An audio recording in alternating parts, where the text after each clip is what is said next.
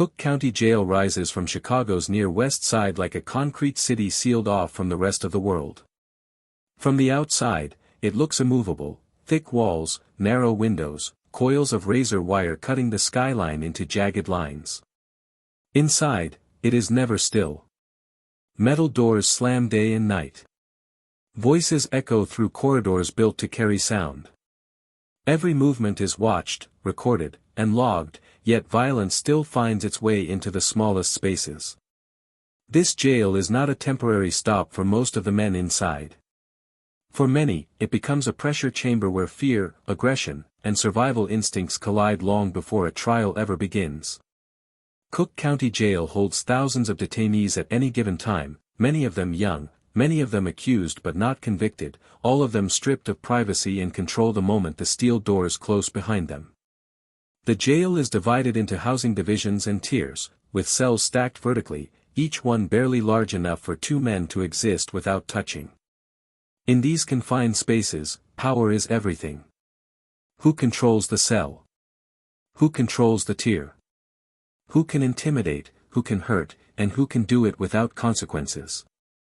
The rules that matter most inside this place are not written in policy manuals. They are enforced through reputation, violence, and silence. By early 2020, the atmosphere inside Cook County Jail was already brittle. Overcrowding strained staff. Inmate movement was constant. Classification decisions were rushed. Guards rotated through long shifts, often responsible for monitoring more inmates than policy recommended. Surveillance cameras captured everything and nothing at the same time, endless footage, but not enough intervention. Inside the housing units, inmates learned quickly who could be challenged and who could not. Mistakes were remembered. Weakness was punished. Into this environment came 19-year-old Pedro Ruiz. Ruiz was young even by jail standards. Barely out of his teens, he entered Cook County Jail carrying serious charges and even more serious vulnerability. He was processed, searched, issued jail clothing, and assigned an identification number that would follow him everywhere. Whatever he had been on the streets no longer mattered. Inside, he was just another body placed into a system that sorted people by space availability as much as by risk. The intake process did not stop violence from following him. It did not shield him from the realities of jail politics. Ruiz was assigned to a housing unit where tension already simmered beneath the surface. Men watched each other closely. Alliances were formed quietly. Past street affiliations carried weight, whether spoken aloud or not. In jail, the past never stays outside. The cell blocks at Cook County Jail are narrow and loud. Guards walk elevated walkways while inmates occupy cells below, separated by thick bars and steel doors. The air smells of disinfectant, sweat, and stale food. Conversations travel easily. Arguments echo. Every sound is amplified. Every stare feels longer than it should. Inside these units, inmates learn quickly that they are never alone, even when locked behind a door. Christian Gonzalez was already there. Gonzalez was not new to Cook County Jail. His history inside the facility was known, documented, and troubling. He carried a reputation that followed him through the tiers: violent, unpredictable, capable of extreme harm. His record included previous attacks, including a beating inside the jail that had been caught on surveillance cameras. Other inmates knew his name. Staff knew it too. He was not someone to underestimate or provoke. Despite that history, Gonzalez remained housed in general population. Classification decisions placed him in cells alongside other detainees, relying on monitoring and policy to keep order. In a jail as large as Cook County, dangerous men do not disappear. They are managed, rotated, and sometimes misplaced. On the day Pedro Ruiz was assigned a cell, there was no dramatic warning. No alarm sounded. No visible confrontation occurred in the hallway. The decision was administrative, routine, and final. Ruiz was placed into a cell with Christian Gonzalez, and the door closed behind them. Inside a Cook County Jail cell, there is nowhere to retreat. Two bunks, a stainless steel toilet, concrete walls marked with scratches and graffiti left behind by previous occupants. The space forces proximity. Every movement is noticed. Every breath is shared. In such a confined environment, dominance is established quickly. One man controls the cell, or conflict follows. From the outside, guards saw nothing unusual. The cell door remained closed.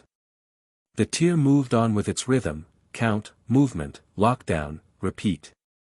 But inside that cell, the balance was already broken. A 19-year-old detainee and a man with a documented history of violence were locked together with no buffer, no witness, and no immediate escape. Cook County Jail is designed to prevent exactly what was about to happen. Surveillance cameras, classification systems, and officer patrols exist to reduce risk. But design does not eliminate human error, and policy does not erase known threats. In this environment, time becomes dangerous. Minutes stretch. Tension builds. Silence becomes heavy. Other inmates on the tier sensed it. They always do. Jail violence rarely arrives without warning, but the warnings are subtle: a shift in body language, a quiet cell, a sudden stillness where noise should be. Inmates learn to read these signs for survival. Guards, stretched thin, often cannot. Pedro Ruiz had no control over where he was placed, who he shared space with, or how quickly help could arrive if something went wrong. The jail had assumed responsibility for his safety the moment it locked the door. What happened next would expose just how fragile that responsibility had become. This was not a riot. Not a spontaneous brawl in a day room. Not a clash between rival groups. This was something quieter, more contained, and far more deadly. A single cell. Two men. One with a violent past.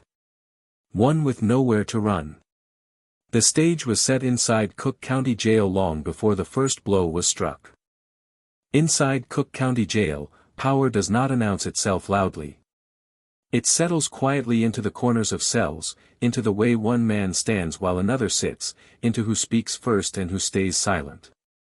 Power is measured in reputation, in what someone has already done, and in what others believe they are capable of doing again. In this environment, the past is never distant. It lives in whispered stories passed tier to tier, in scars that do not fade, and in the way certain inmates are avoided without explanation. Christian Gonzalez carried that kind of power. By the time Pedro Ruiz entered the housing unit, Gonzalez was already known. His name did not need to be spoken loudly. Other inmates recognized him by posture alone, the way he moved through shared spaces with confidence, the absence of hesitation in his eyes. Violence had followed him before, and inside jail, that history mattered more than any charge sheet. Gonzalez had been involved in prior attacks, including a brutal beating inside Cook County Jail itself, an incident captured on surveillance cameras and reviewed by staff. That history should have defined how he was housed. Instead, it became part of the unspoken hierarchy of the tier. Ruiz, by contrast, was still learning the rules. At 19, he was young enough to draw attention without meaning to. Youth stands out in jail, in the face, in the uncertainty, in the lack of institutional wear. Younger inmates are watched carefully, not out of concern, but out of calculation. Some are tested. Others are targeted. The jail environment does not allow time for adjustment. Survival begins immediately. When Ruiz entered the cell with Gonzalez, the imbalance was obvious, even if nothing was said aloud. In a confined space like that, dominance is established quickly. One man claims the bunk, the shelf, the corner. The other adjusts or resists. These negotiations are rarely verbal. They unfold through body language, proximity, and silence. Every movement is interpreted. Every hesitation is noted.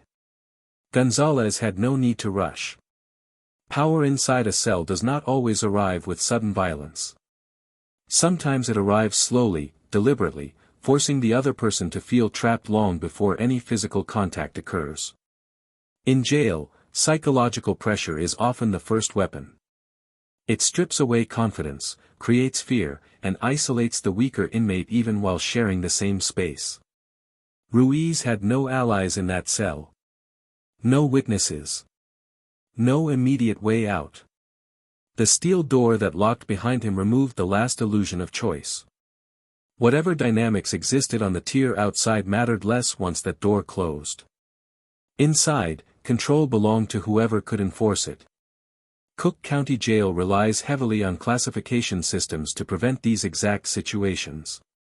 Inmates are assessed for risk, history, and compatibility. Violent offenders are supposed to be separated when necessary. But classification is not perfect, and in a facility of this size, mistakes are not rare. Overcrowding compresses space. Staffing shortages reduce supervision. Decisions are made quickly, sometimes with incomplete information, sometimes with the assumption that surveillance will catch what policy misses. Inside the housing unit, guards walked their routes. Counts were performed. Doors opened and closed according to schedule. From the outside, the system appeared intact. Inside the cell, the balance continued to tilt. Gonzalez's reputation was reinforced by his demeanor. He did not appear nervous. He did not avoid eye contact. His movements were controlled, deliberate. These are signals inmates recognize instantly. Ruiz, on the other hand, was forced into reaction. Every action became cautious. In jail, caution can be mistaken for weakness, and weakness invites challenge. The power dynamic was not just personal. It was institutional. Gonzalez had already demonstrated violence within the jail and remained in general population. That sent a message, whether intended or not. It told other inmates that consequences were survivable, that the system could be tested. For someone like Gonzalez, that knowledge only strengthened his position. Time passed slowly inside the cell. In jail, minutes stretch longer when tension is present. Sounds from the tier filtered through the bars, voices, footsteps, distant metal clanging shut. Inside the cell, silence dominated. Silence is never neutral in confinement. It is filled with anticipation. Other inmates on the tier noticed the stillness. They noticed the lack of movement, the absence of noise from that particular cell. Experienced inmates understand when something is building. They also understand when to look away. Survival often means not seeing what you are not supposed to see. The jail's design limited immediate intervention. Cells are monitored, but guards cannot see everything clearly at all times. Cameras record, but they do not prevent. By the time something becomes obvious on a screen, it is often already too late. The power inside that cell had fully shifted. Ruiz was isolated not just physically, but psychologically. He was locked into a space controlled by someone with a documented capacity for violence and a willingness to use it. In Cook County Jail, that combination is deadly. This was no spontaneous conflict between equals. It was an imbalance allowed to exist. A convergence of youth, reputation, institutional oversight, and confinement. The conditions were in place long before the first strike. The system had already failed quietly, without alarms or alerts. By the time the tension reached its breaking point, the outcome was no longer uncertain. Inside that cell, power had already decided who would survive and who would not. The violence inside Cook County Jail did not erupt suddenly. It unfolded in stages, building from pressure that had been accumulating since the cell door first locked. Inside that confined space, every second mattered, even as time seemed to slow. Surveillance cameras would later show fragments of what happened, but they could never capture the full weight of the moment, the fear, the imbalance, and the final loss of control. Inside the cell, movement broke the silence. What began as a shift in posture turned into confrontation. In jail, words are often unnecessary. Body language speaks louder than threats. Christian Gonzalez moved with intent, closing distance in a space that offered no room to retreat. Pedro Ruiz had nowhere to go. The concrete walls and steel fixtures became boundaries that trapped him inside the unfolding attack. The first strikes came quickly. The confined environment amplified their impact. There was no crowd, no chaos spilling into the tier, only violence contained behind a locked door. Ruiz attempted to defend himself, but the imbalance was overwhelming. Gonzalez was larger, more experienced, and already accustomed to using force inside jail walls. Each movement favored the aggressor. The cell's contents became part of the assault. In a jail environment, everyday objects are often repurposed into weapons. Surveillance footage later revealed how items inside the cell were used to inflict damage, turning a living space into a site of lethal harm. The violence escalated, not in a burst, but in sustained waves, each moment compounding the last. Outside the cell, life on the tier continued. Guards walked their routes. Inmates talked quietly among themselves. No alarm was triggered immediately. Jail violence does not always announce itself loudly enough to draw instant attention, especially when it happens behind solid steel doors designed to contain sound as much as people. Inside, Ruiz's resistance weakened. The power dynamic that had been building since his arrival now became absolute. Gonzalez maintained control, pressing the attack until it was clear there would be no reversal. In that confined space, there was no opportunity for escape, no chance for intervention, and no pause long enough to change the outcome. Minutes passed. Surveillance cameras captured motion but not urgency. By the time guards noticed something was wrong, the critical moments had already slipped away. When the cell door was finally opened, the violence had run its course. Pedro Ruiz was found unresponsive inside the cell. His injuries were severe, the result of sustained force rather than a single blow. Medical staff were called immediately. Emergency procedures were initiated, but the delay had already sealed the outcome. Ruiz was transported for treatment, but he would not recover. Christian Gonzalez was removed from the cell without resistance. The power he had exercised moments earlier disappeared as officers took control.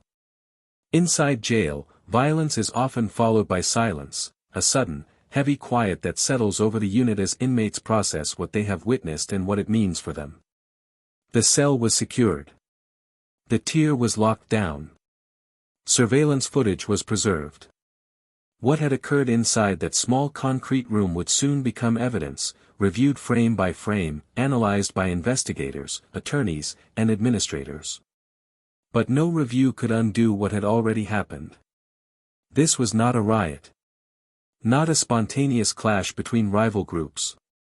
It was a contained killing, enabled by proximity, oversight failures, and a system that placed two incompatible inmates into the same cell. The violence was personal, deliberate, and final. Inside Cook County Jail, another inmate had died under the watch of a system designed to prevent exactly that outcome. The steel doors that were meant to protect instead sealed the scene of a killing. By the time the unit returned to routine, the damage was irreversible. One cell had become a crime scene. One inmate had been reduced to a case file. And the consequences were only beginning to unfold. The lockdown came fast. Steel doors slammed across the housing unit, cutting movement instantly. In Cook County Jail, a lockdown is more than procedure, it is a signal that something irreversible has happened. Inmates were ordered back into their cells. Voices dropped. Eyes shifted toward the scene, then away again. Everyone understood what the sudden silence meant. Someone had crossed a line that could not be uncrossed. Pedro Ruiz was removed from the cell on a stretcher, his body unresponsive, surrounded by correctional officers and medical staff moving with urgency that came too late. Blood stained the concrete floor where moments earlier two men had shared the same confined space. The cell was sealed, transformed from living quarters into a crime scene. Tape marked boundaries. Cameras became evidence rather than deterrence. Christian Gonzalez was isolated immediately. He was escorted away from the housing unit in restraints, his control over the space gone as quickly as it had been exercised. Inside jail, violence can elevate a man's status among inmates, but once staff intervene, the reality shifts. Gonzalez was no longer an enforcer of fear. He was an accused killer, separated, documented, and processed through a system that now had no choice but to respond. The housing unit remained locked down for hours. Inmates sat on bunks in silence, replaying what they had heard, what they suspected, what they chose not to see. Jail culture demands awareness without acknowledgement. Everyone knew which cell it had been. Everyone knew why the door would remain closed. Fear does not need confirmation to spread. Ruiz was pronounced dead shortly after. 19 years old. Another name added to the list of inmates who entered Cook County Jail alive and left in a body bag. His death triggered internal reviews, public scrutiny, and questions that administrators had faced before and would face again. How did a known violent inmate end up sharing a cell with a teenager? Why were warning signs missed? Why did surveillance exist without prevention? Investigators reviewed footage frame by frame. They reconstructed timelines measured in minutes and seconds. They documented classification decisions, staffing levels, and response times. On paper, every step would be examined. In reality, the damage was already done. Systems respond best after failure, not before it. Gonzalez was charged with first-degree murder. His prior history inside the jail, once treated as manageable risk, became central to the case against him. Prosecutors pointed to the brutality of the attack and the setting in which it occurred. Defense attorneys examined procedures, placement decisions, and institutional responsibility. The cell itself became part of the argument, a confined environment where violence was both predictable and preventable. For Cook County Jail, the killing of Pedro Ruiz was not an isolated incident. It joined a pattern of inmate deaths that raised ongoing concerns about overcrowding, supervision, and classification failures. Each case brought temporary attention. Each case promised reform. Inside the walls, little changed quickly. For the inmates who lived on that tier, the impact was immediate and personal. Lockdowns lingered. Tensions increased. Trust in the system eroded further. Violence inside jail rarely resolves fear, it multiplies it. Every inmate understood that if it could happen in that cell, it could happen in any cell. Pedro Ruiz's death existed beyond the jail walls as well. His family demanded answers. Lawsuits followed. Media coverage exposed details that inmates already understood instinctively. Jail is not neutral ground. It is a place where decisions about space and supervision can become matters of life and death. The cell where the killing occurred would eventually be cleaned, reassigned, and occupied again. Concrete does not remember. Steel does not mourn. But the men who pass through those doors carry memory differently. In jail, stories survive longer than policy changes. Cook County Jail continued to operate, as it always does. Intake lines moved. Doors locked. Cameras recorded. The machinery of detention never stops for long. But inside its walls, the killing of Pedro Ruiz left a permanent mark, another reminder that confinement does not equal control, and that violence thrives where oversight fails. One cell. One decision. One death.